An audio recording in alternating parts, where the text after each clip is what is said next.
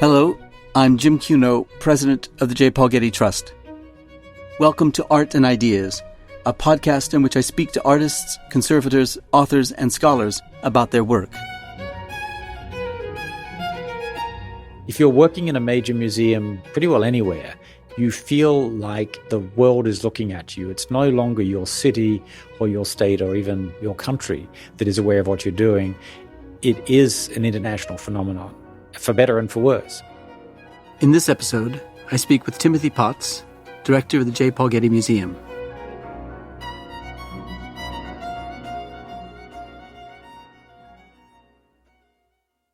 Timothy Potts has been director of the J. Paul Getty Museum for 8 years. During that time, he has made major acquisitions of Italian Old Master drawings, Renaissance paintings, ancient gems, a Roman-era Palmyra relief, and a great late painting by Edouard Manet. At the same time, he's organized or co-organized many major exhibitions, including Golden Kingdoms, Luxury Arts in the Ancient Americas, Beyond the Nile, Egypt and the Classical World, and Assyria, Palace Art of Ancient Iraq. On a recent afternoon, I took advantage of a free moment in Tim's busy schedule to sit down with him and talk about his career and his vision for the Getty Museum. Well, Tim, thank you for joining me on this podcast. Now, you came to the Getty 7 years ago from the directorship of the Fitzwilliam Museum at the University of Cambridge, England. And before that, you were director of the Kimbell Art Museum in Fort Worth, Texas, and director of the National Gallery of Victoria in Melbourne, Australia. But before all of that, you took your doctorate degree in ancient Near Eastern art and archaeology at the University of Oxford. You were co-director of the University of Sydney's excavations at Pella, Jordan, and you worked in New York at Lehman Brothers. That's a distinguished path to the directorship of the Getty Museum. Tell us about it all and about how it prepared you for the directorship of the Getty. Thank you. I suppose it all goes back to what for me was an early interest in the ancient world. I know by my 11th birthday I was asking for books on Mesopotamia and Egypt and things like that. So I did get a bug, if you like, How did very that early happen? on. How did that happen from Australia? Only through books, I think, because at that point I'd never been to a museum that had ancient material. There's a couple in Sydney that do, but I only discovered them much later. So I think it was entirely, in fact, I know it was. Was there a books. teacher or a person that somehow Well, animated it for you? Yes. I remember in high school there was one teacher who taught ancient history, Harry Nicholson, and he certainly realized my interest in the subject and supported me in that. But I'd already decided I was just fascinated by the images, Tutankhamun's mummy mask and the images of statues of Gudea and the Assyrian reliefs and things like that, Mesopotamia. So I latched onto them before I was in the age where he was doing ancient history. But once I got to that stage, he realized I was seriously interested and I suppose was good about sort of encouraging me. And so it helped me along. But I found it all through books. So how did you go then from ancient Near Eastern art and archaeology to Lehman Brothers? So I did my first degree at Sydney University, and I knew already clearly, obviously, that I wanted to do archaeology and the ancient world. And so I did that, and I did a double honours in philosophy, which was the other subject I'd become very interested in. And Sydney was a great platform. It had a very good department of archaeology in those days. The professor there had himself done his doctorate in Oxford, was well connected, was doing excavations in the Middle East in Jordan. So from my very first year as an undergraduate, I was able to get on the digs and be part of that process. And so when it came time to do my doctorate, went to Oxford. It was a great place to study what interested me most, and I knew it was Mesopotamia. So that's what I focused my work on. And then I got a research fellowship at Oxford towards the latter end of my years in doing my doctorate. So I started as an academic and assumed my career would continue to be as an academic and was very happy with that idea. And really what got me off track or on track, depending how you see it, was the invitation to curate an exhibition for the British Museum from the British Museum's material. I thought it would make sense to do it from the rise of civilization in Egypt, Mesopotamia, up to the coming of Christianity in the 4th century AD, and basically do a review of civilization through objects and ancient material. So that experience gave me the sense that museums were organizations in which you could bring to bear an academic knowledge of a subject, but have an impact and reach an audience far beyond what you're able to do in academic journals and conferences and the things that academics do. So I was so engaged by that prospect from the exhibition at the British Museum, which traveled to Australia and then to Japan and elsewhere, and the success that had, that I thought, well, maybe that's a move I would be open to.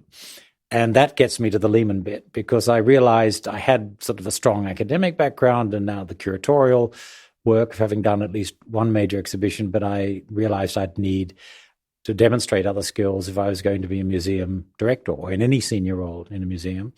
Having been a research professor in Oxford, I didn't want to really go back to school, study business and that sort of thing. So I preferred to dive into working in a role in, and it turned out to be investment banking, where I could do the numbers, I could manage projects, I could respond and analyze situations and opportunities in a strategic way and manage the people involved in them. So I spent a few years, it ended up being a bit more than 4 years in that world. Did it turn out to be as helpful to you as you thought it might be? It did, although I wouldn't say in the ways I expected it to be. When I talk about this, often the response is, well, it must be good that you can read a balance sheet or a P&L, whatever. In fact, as a museum director, as you know, you don't need to do that. Yeah. You don't really need to be doing that. You have people to do it. Yeah. What it did teach me was how in if you like, a more corporate or professional environment, you present ideas, the sort of follow through that's required, and developing in other people a level of confidence in you as a responsible agent, whether they're sponsors who you might want to support an exhibition, that you do understand the motivation behind their support, which is often to do with the branding and marketing and so on of whatever their product is, that you'll be responsible about acknowledging that, but not in a way which doesn't fit with the, if you like, image and mission of the institution. So balancing those sorts of issues, but actually delivering on the follow through, the reporting, the engagement, so that understanding from both sides of the fence that how that sort of transaction needs to work for both to feel it's been a productive relationship. When you went to Lehman Brothers, did you leave entirely the world of academia, or did you stay some connection to it? No, I didn't, and that's I find that quite amusing. While I was working at Lehman Brothers in New York, because I started off in New York and then moved back to London, I was sort of on the side writing book reviews and exhibition reviews for the Financial Times. And they were appearing under my name. And no one in 4.5 years ever came up to me and said, is this Timothy Potts you? It didn't enhance your reputation there. Well, it just was interesting to me that people probably weren't reading the arts and book reviews in the FT. But no, I was doing that. And in fact, there was a book I'd started working on already before then. I wanted to get finished, and so I was spending quite a lot of evenings and many weekends in the New York Public Library working on it. So I was doing quite a lot of writing on the side. I realized that this was, for me, an interlude, and I went into it knowing that. And it was therefore important that I kept my publications going, because I didn't want to look like someone who had been an academic, shifted to another area of professional activity entirely and left it behind, for exactly the reason I think that you're implying. And that's why I kept my publications going. Did you have a teaching career as well? Well, when I was at Oxford, I was, mostly with graduate students. And then, of course, when I came to the Fitzwilliam, well, I'm jumping ahead now, which brought me back into the university world, I was a professorial fellow at Clare and director of studies for art history. So not only involved in supervising the graduate students, but also I did the admissions, so would interview the undergraduates. Do you find it mutually enhancing? Yes, absolutely. Yeah. In fact, I think central to my approach to being a museum director is continuing involvement with the material and the understanding of it, and that means the ongoing research. And teaching is the best way, of course, to keep up with your own research. So tell us about the National Gallery of Victoria in Melbourne. Why did it attract you, other than it was an important job in Australia? Well, it is the great historical collection in Australia, a remarkably early one. It was founded in the early 1860s and modelled on the National Gallery in London. And in fact, that's why it's called the National Gallery of Victoria, not that it was a federal foundation. There wasn't a federal entity of Australia at that point. But it was very ambitious in this sort of Victorian mode of wanting to represent all cultures and types of art and periods and so on. And it came into a lot of money in 1904 from a particular benefactor called Felton. And by the 20s or so, it was one of the richest collecting museums in the world, right through to the 50s and beyond. So it was able to buy great paintings, sculptures, and decorative arts across pretty well all cultures. So it is pretty much a universal collection from antiquity, Egypt and Mesopotamia, Greece, Rome, right through to contemporary art, and pretty much all media, photography, prints, etc., etc. So it's a encyclopedic collection, the great one of Australia, and I think pretty much universally regarded as the greatest of the Southern Hemisphere. I made a concerted effort to learn as much as I could about the collection, the NGV's collection, which of course means learning about periods of art history I'd never formally studied before. But because my interests are just naturally broad, it was a wonderful opportunity to dive in and learn so much more about whether it is, 16th century Italian art or pre-Columbian art, which I already knew I was interested in, but didn't know as much as I'd like to. And as you know, each exhibition you do is an opportunity also to dive into the literature on that subject. And so I suppose I was stretched, but I saw that as part of the great attraction of the job. How did the staff feel about you coming from Lehman Brothers? I don't know that was actually much talked about, and it wasn't the part of my background, of course, that was in a way relevant. I think there was much more about me being the first person who was a specialist on the ancient world to run a museum of such broad character as that. Those are the conversations I remember having. I mean, the Lehman Brothers I put behind me as soon as I walked out the door. Yeah. How long were you there? It was about 5 years. All my tenures have been either 5 years, it was 5 years Melbourne, 10 years Kimbell, 5 years Cambridge, and so far 7 years. On your way to 10. 7 years at the Getty. Yeah. And what was the opportunity that came your way with regard to the Kimbell? How did that happen? The usual thing, as a museum director yourself, when jobs are coming up, and they're pretty well coming up all the time, you do get called by the search firms, the headhunters, either asking your ideas for other people or sometimes directly asking, might you be interested? And I received one of those calls, and I duly suggested some people that they might look at. And I think that was the end of the conversation at that point. But then they came back to me, I think a few weeks or a month later, saying, well, thank you for those suggestions, but do you think you might be interested? And it's so long ago that I'm going to have trouble remembering the sort of sequence of the thoughts that went through my head. But it wasn't an obvious place for me to think of moving next. But you knew the quality of the museum? Of museums in Texas, the only one that I knew was the Kimbell, for the quality of its small holdings. The founding directors, Rick Brown and then Ted Pillsbury, had collected very well. And so there were wonderful old masters, some very good early material, also even back to antiquity.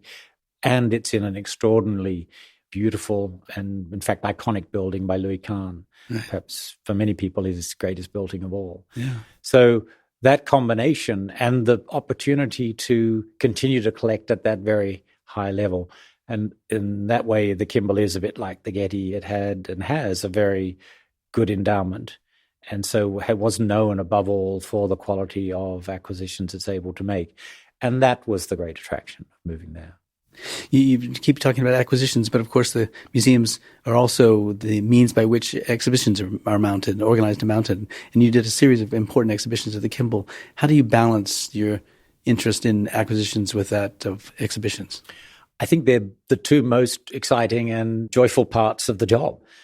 You're right. Of course, the exhibitions are in a way, the greatest challenge. I mean, a great object, it's in a way easy to see how wonderful it is. It declares itself as a great work of art, and then it's just a question, do you have the funding to acquire it? Exhibitions are intrinsically more complex propositions. Initially, you have to develop a concept of a narrative that is going to be engaging to a general public, but feasible in terms of getting the loans of a high enough quality and importance, and making that all come together as an experience that will resonate and make a contribution to scholarship in the process. So all of those multiple objectives require, I think, a lot of just good judgment on selection of the material, how you craft the narrative, how you convey it to a public that might be unfamiliar with it.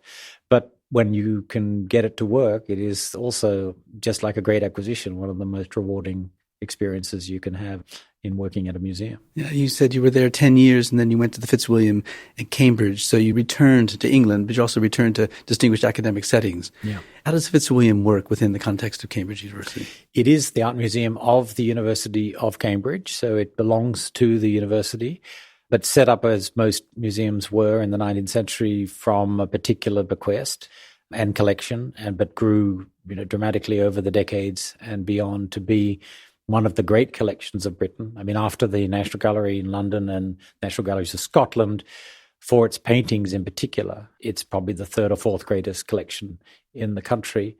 Like all the museums I'd been in, it was encyclopedic in its range, which makes it relevant for all sorts of teaching that goes on in a place like Cambridge.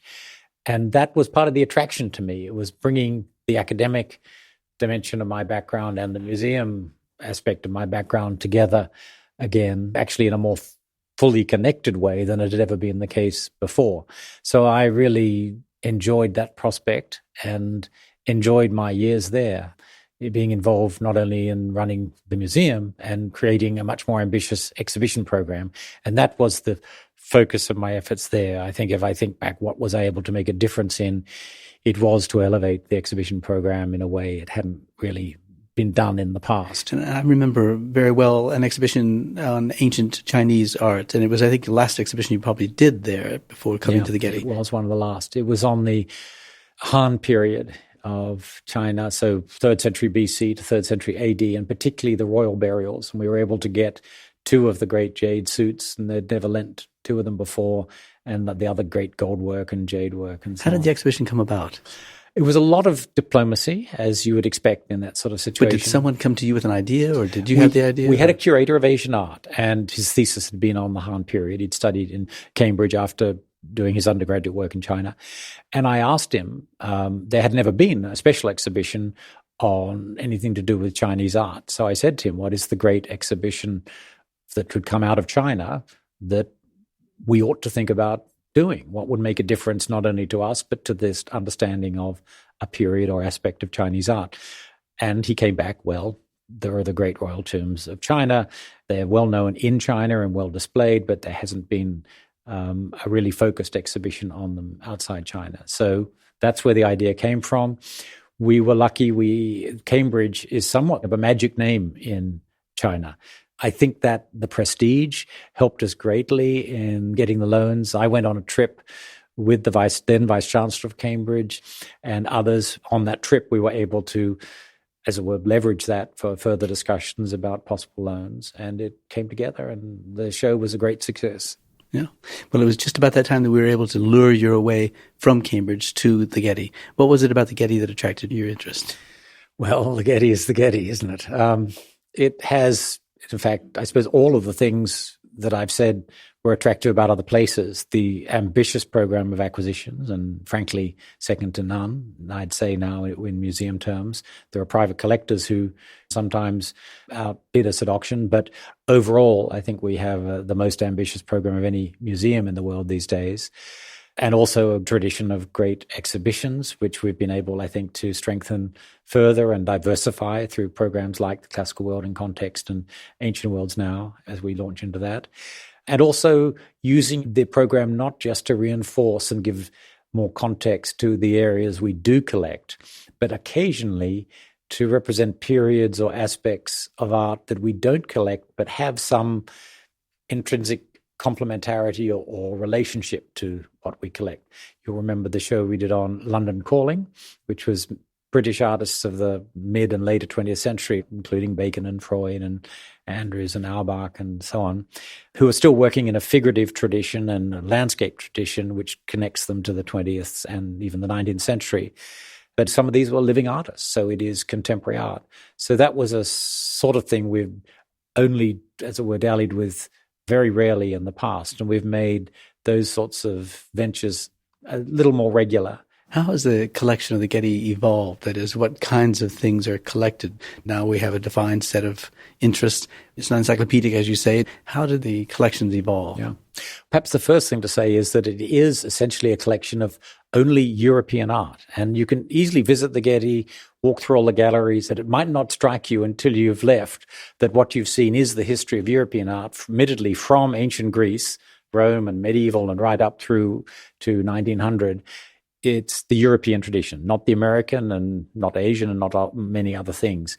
The only exception to that is photography, which, being a medium invented in the mid-19th century, has to cover the full period that it's been in existence.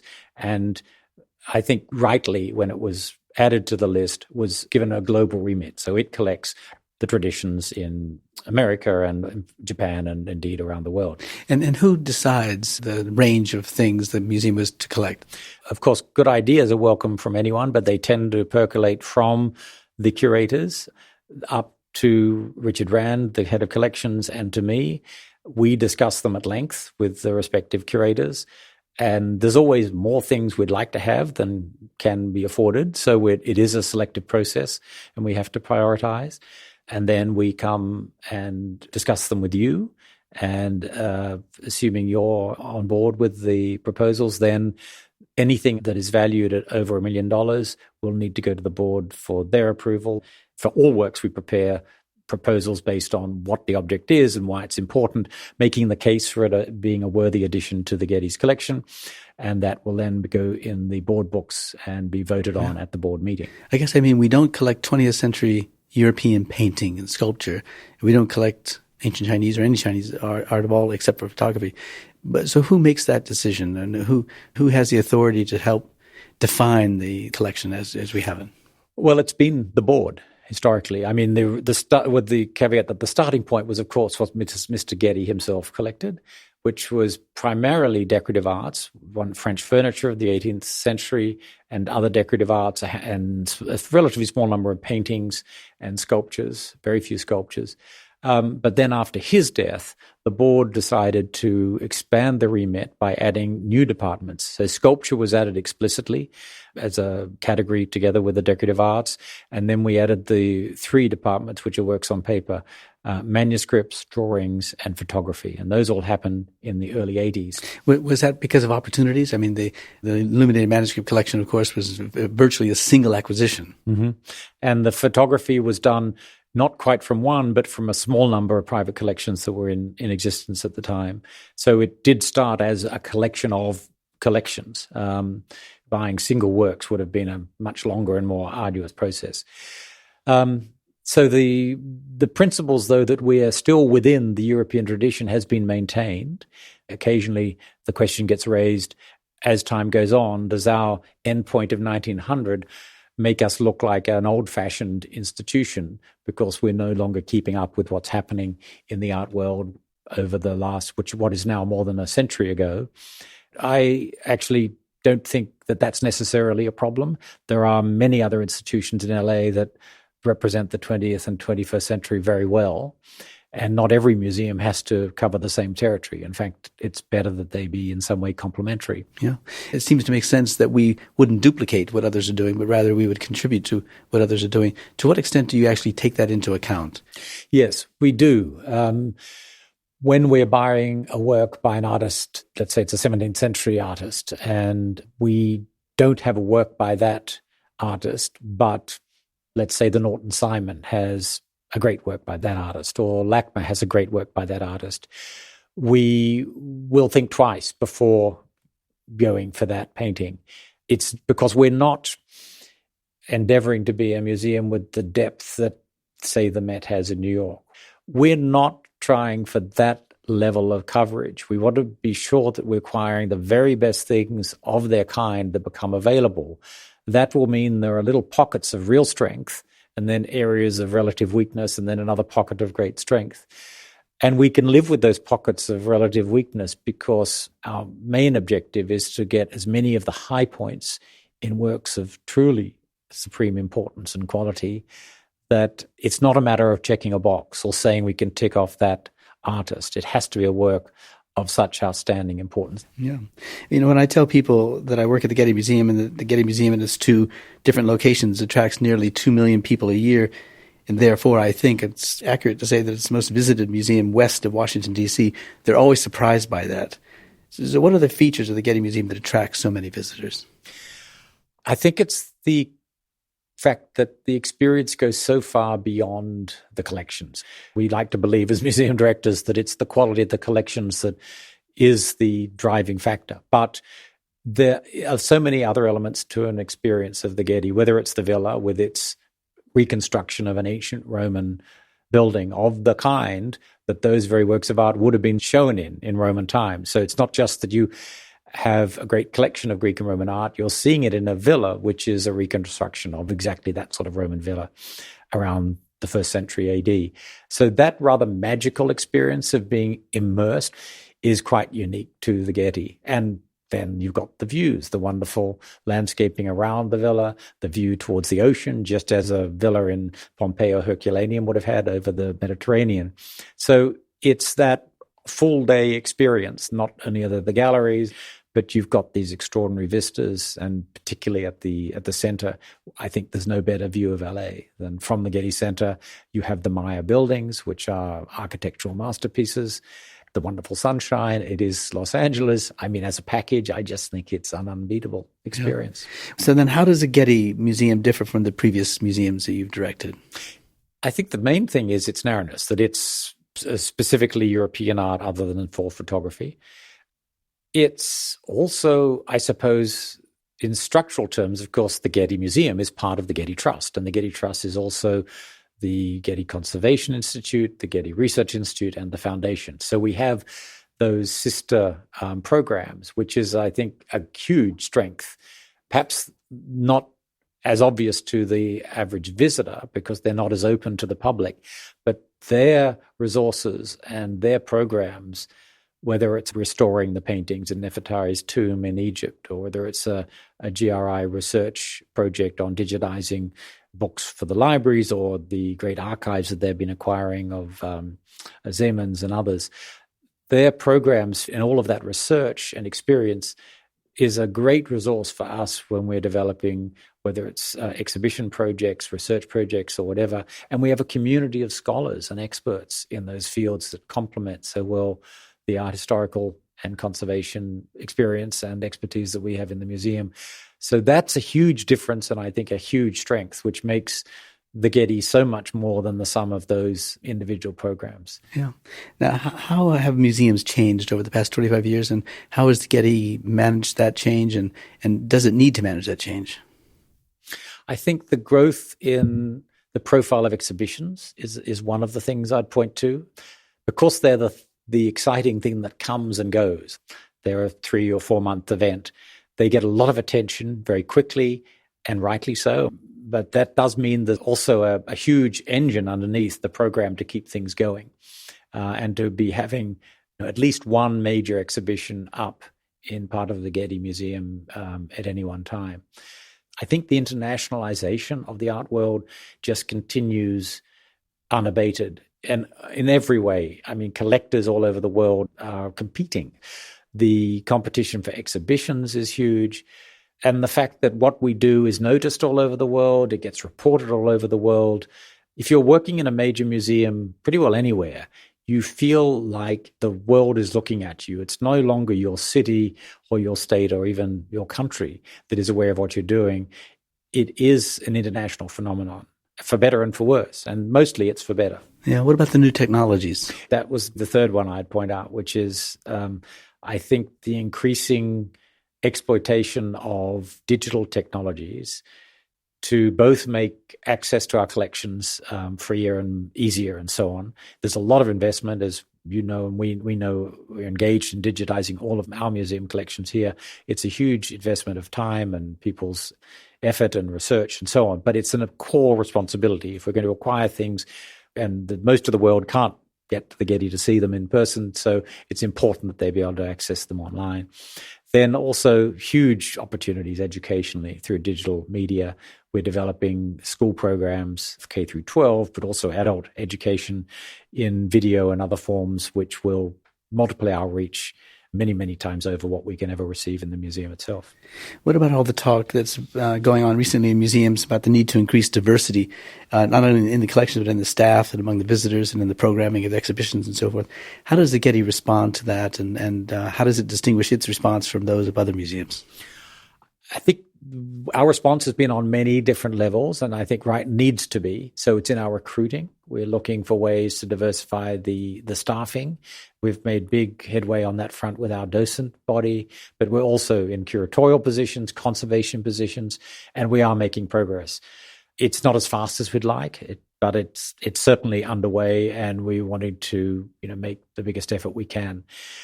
But beyond staffing, it's also, I think, important that the diversity in the collections is a real challenge, because the collections in Europe are what they are. The works we show are defined by what are the great achievements of artists of those generations throughout European history. And only relatively few of them are of diverse backgrounds. So in the works themselves, sometimes the images represented will have a subject matter which we can delve into, where the diversity of the figures represented or the context of what's going on will allow us to develop a narrative which brings diversity to the forefront. And it's really, I think, important that we think as hard as we can about the narratives that are told. It's not just the subject matter of the artists behind the works. It's the question of the voices we bring to the narrative and what that narrative is. And that's where we're focusing on bringing diversity into the experience and understanding of the works of art. So Balthasar is an interesting case. So obviously a figure in the Bible, one of the Magi from the East, but the one from Africa represented as a black person. So that's a case where the subject matter itself allows us to ask all the questions about how were people of color perceived? Was Balthasar always shown as a black person, even though he's identified in the text as that, or not, and why? What does that mean if he wasn't, and at what point? That brings to mind this initiative that we've called Ancient Worlds Now, looking at the representation of antiquity around the globe at different times, different places. As an important part of that, and actually is something that triggered it, at least in my memory, triggered our commitment to this Ancient Worlds project, is the Classical World in Context exhibitions. And tell us about those. So the starting point there was, as I've said a number of times, that since our collection is only European, our ancient collection is just Greece and Rome, plus the very closely associated cultures like the Etruscans and other Italic peoples in Italy. And that's the way that the 18th century looked at ancient history. It was all about the brilliance of Greece, and then the Romans adopting and pushing that further, and then the late antique and medieval, and then you get the Renaissance and so on. But of course, history isn't as neat and linear as that. And those who study the ancient world know that at very important points in its history, Greek art was deeply influenced by Egypt and by the Phoenicians in the Levant.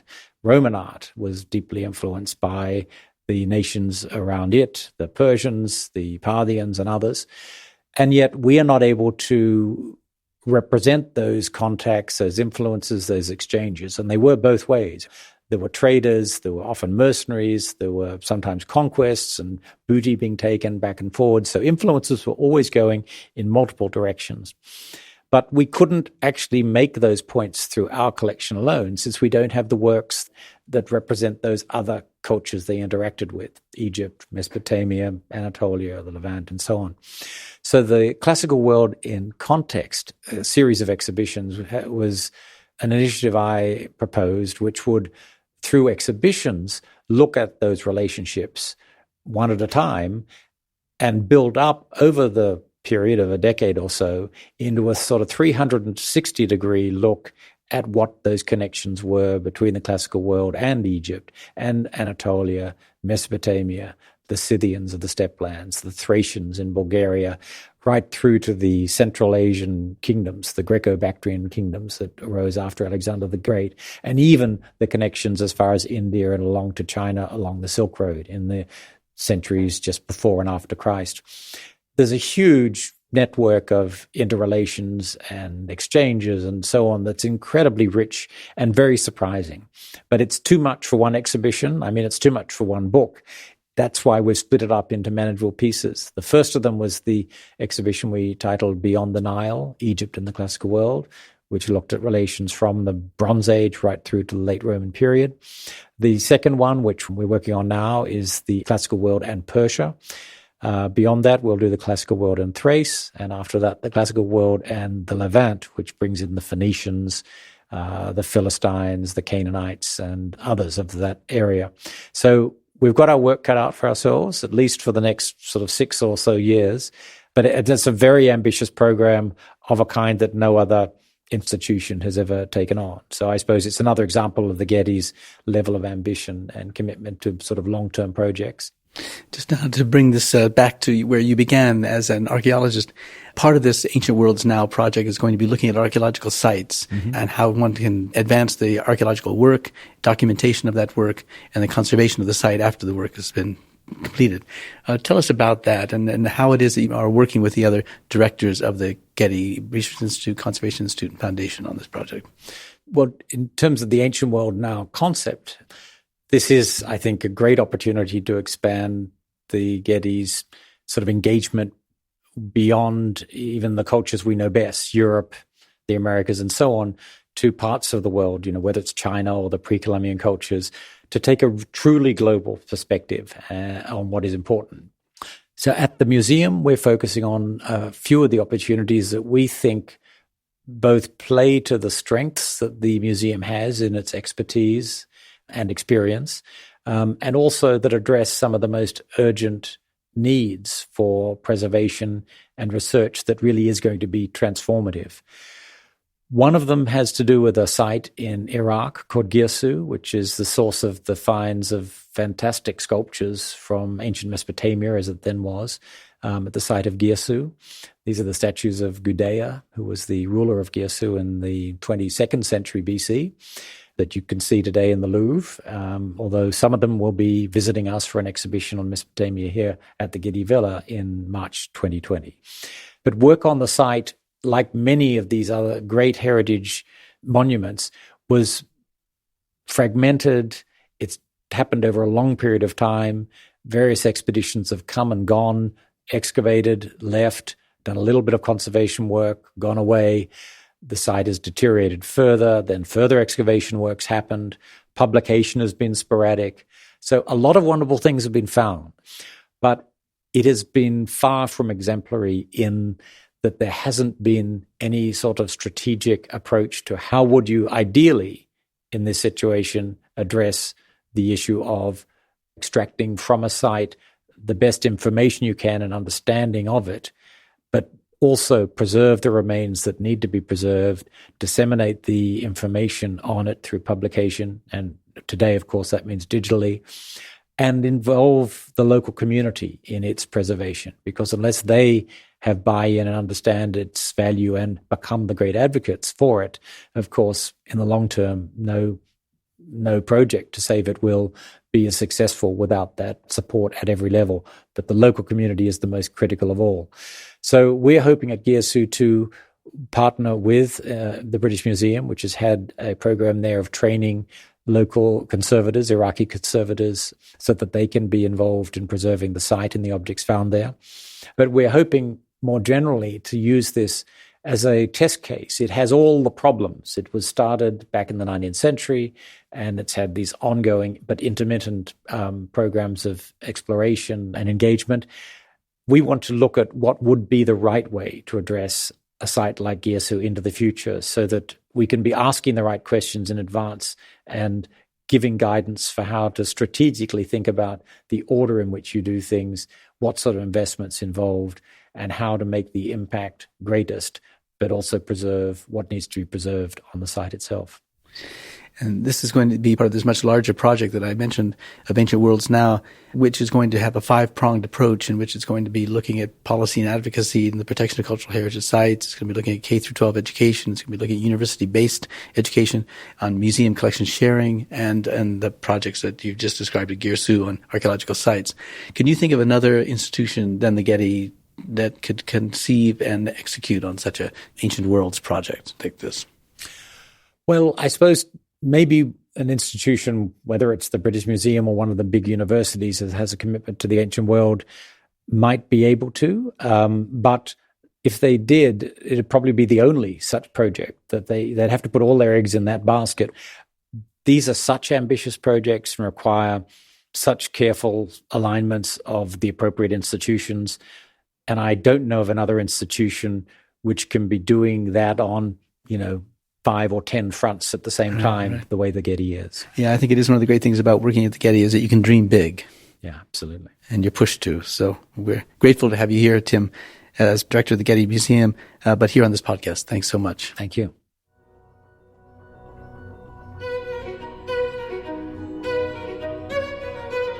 Our theme music comes from the Dharma at Big Sur, composed by John Adams for the opening of the Walt Disney Concert Hall in Los Angeles in 2003. It is licensed with permission from Hendon Music. Look for new episodes of Art and Ideas every other Wednesday. Subscribe on Apple Podcasts or Google Play Music. For photos, transcripts, and other resources, visit getty.edu/podcasts. Thanks for listening.